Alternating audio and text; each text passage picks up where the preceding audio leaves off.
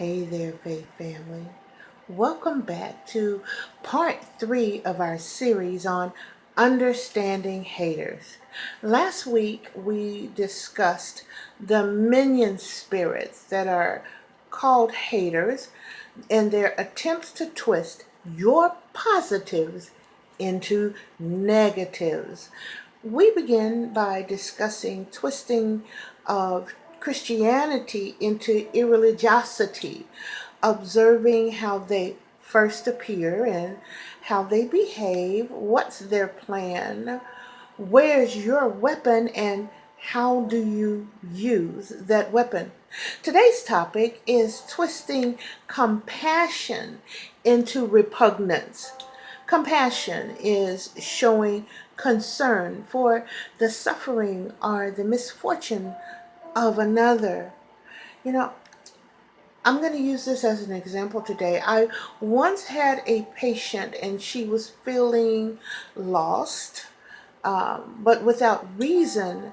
She couldn't figure out why, and she was suffering from sporadic bouts of depression. Now, when I asked her what she was doing before the crime occurred, where were you? What were you doing? And she looked at me, she was so confused, and she said, "What crime?" Well, there were actually several, but they were all centered around two very important gifts from God. And they had been miscategorized as lost. You see, what God gives you can never, ever be lost. It can never, ever be taken. You can give it away, but it can't be taken from you. Meaning that you either freely give it through your words or your deeds, or it is so covered up by stuff, by mess, by debris, that you can no longer see the gift to access the gift. I hope I'm making sense here. We examined her life before the discontent and despair. I wanted to see what was different with her. Well, she had the same friends, job, house, car, lifestyle, but there was one difference in her lifestyle. No more volunteering with homeless charities, a work that she had a great love and passion leading to compassion for. She and her mom were homeless for 5 years not 5 years, I'm so sorry. They were homeless for 5 months during her youth. Now, she shared the faith with others that helped them to persevere. She served food, she collected clothes, did free health fairs, etc., etc. She was following Christ's example of holistically caring for those that were presently in what was her past situation. Well, one day while volunteering at a soup kitchen, her purse was stolen.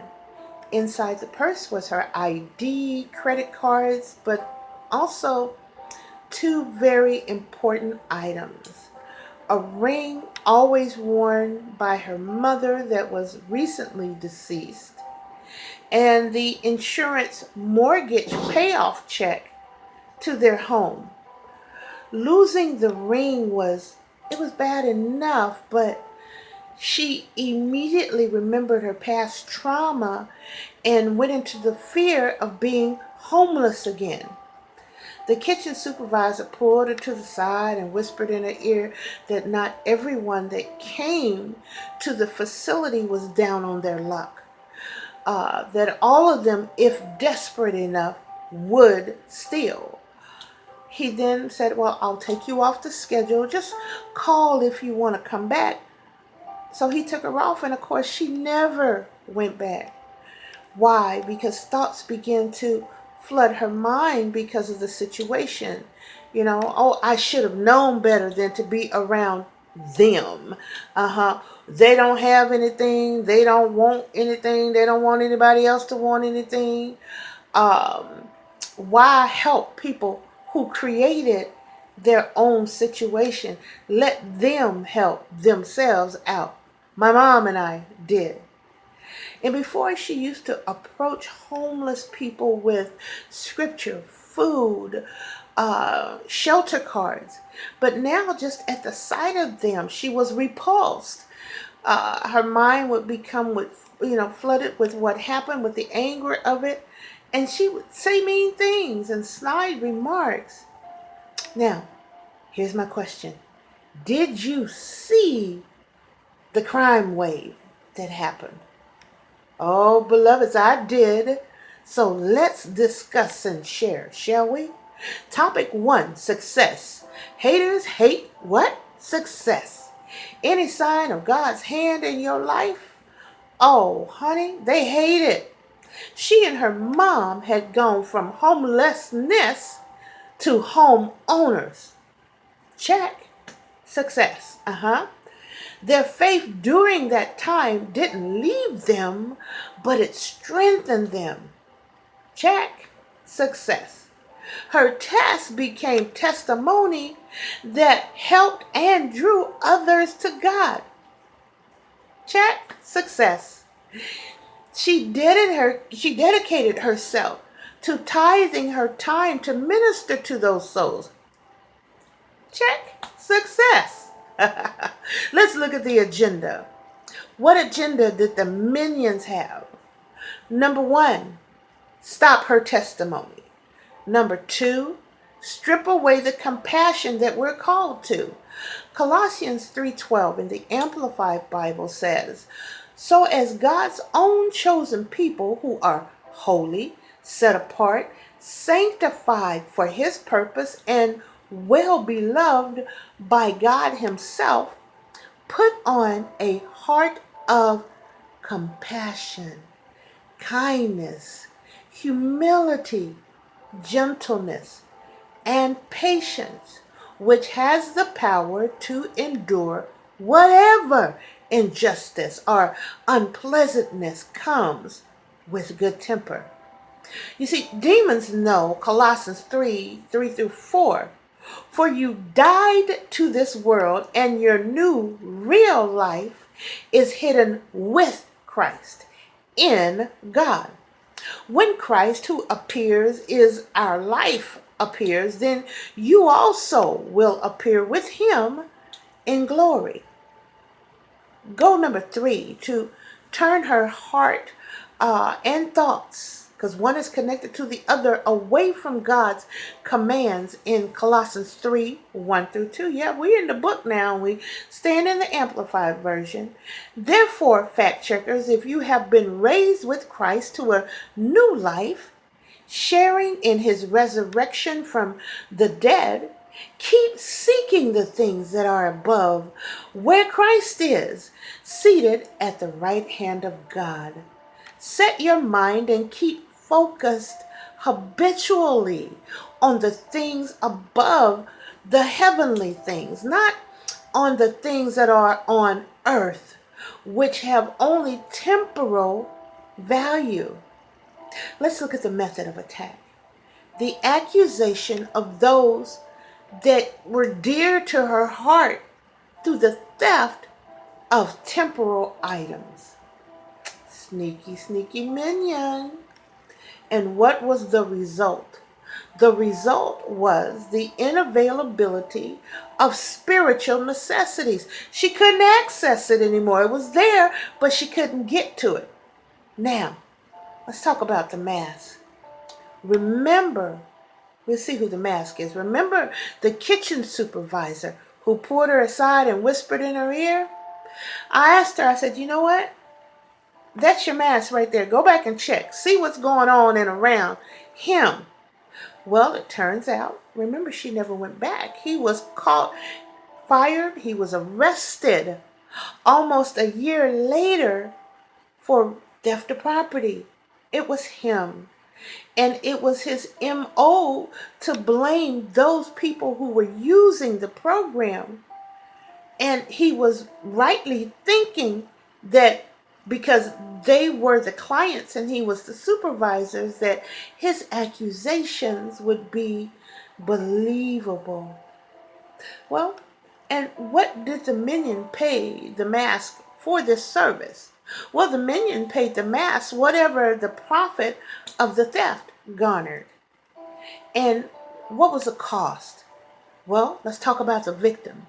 The victim traded compassion, for repugnance, loving kindness for judgmental arrogance, mental stability for mental instability, peace for unrest, and she traded her joy for hate and disgust.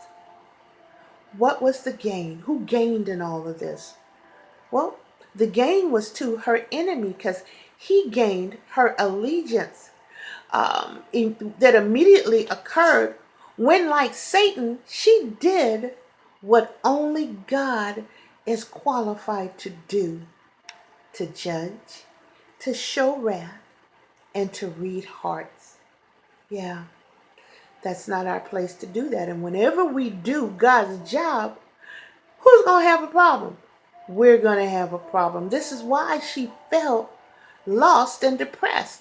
These emotional responses in this instance did not require medication, just right thinking.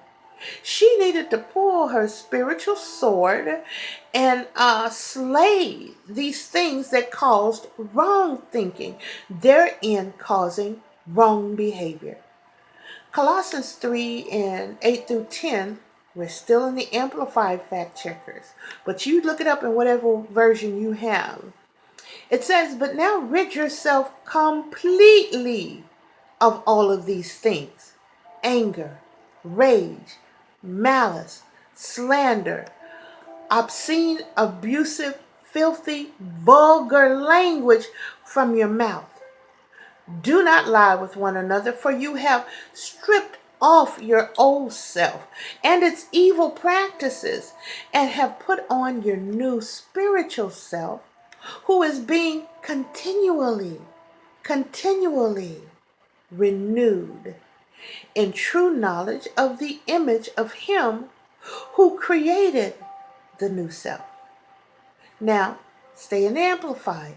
Fact Checkers Colossians 3:14 through 15 says, beyond all these things, put on and wrap yourself in unselfish love, which is the perfect bond of unity.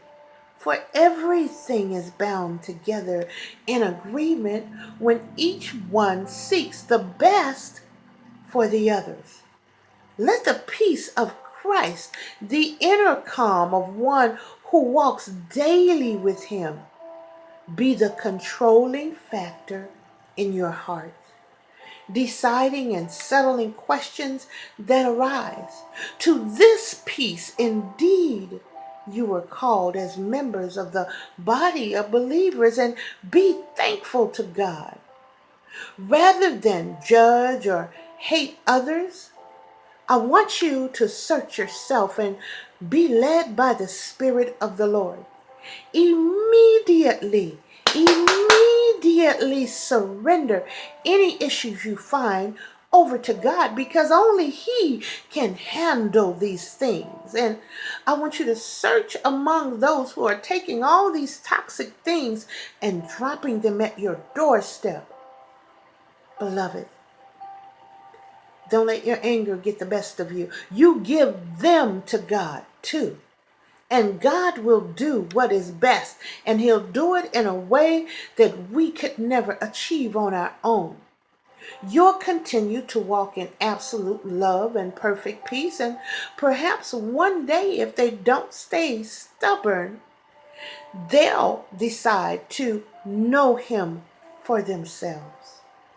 Well, if you are in the U.S. and you're in need of wise counsel, call Sacred Trust Christian Counseling at 1-800-395-4564. That's 1-800 395-4564, and let me walk with you for a while. And if you desire a laugh with increased wisdom at the same time, pick up my latest 5-star book from Amazon, I'm Just a Man and Other Excuses for Avoiding God. Also on Kindle. Number 2, you can watch my YouTube videos on the page The Destiny Road Warrior. Number 3, keep tuning in to the Destiny Road Warrior broadcast on Wednesdays at 9:30 p.m. U.S. Eastern Standard Time and Saturdays at 1 p.m. U.S. Eastern Standard Time. We're there in 150 countries. Look for us on jehuradio.com. Number 4, you can book me from our website, DestinyRoadWarrior.com. Book me for your event. Number 5, look up our upcoming events on the Destiny Road Warrior Facebook page. And hey, this music in the background, if you like it, go to YouTube. It's Dappy T. Keys, a very anointed minister of music. Now today I offer you 3 opportunities. Number 1, to know God. Number 2, to return to God. And number 3, to use us, Sacred Gethsemane Chapel, as a spiritual touchstone. Well, this has been Dr. Cassandra Robinson, CEO of Sacred Gethsemane Chapel Ministries, Inc., Sacred Trust Christian Counseling, Inc., and Destiny Road Warrior, Inc. In closing, let me say that I love you. I really do love you. I am so loving you to new life. So until we talk again, beloveds, remember what I always ask you to do. Inhale, spirit. Exhale, self. Dive deep and fly high, my beloveds. Fly high. Till we meet again. Farewell.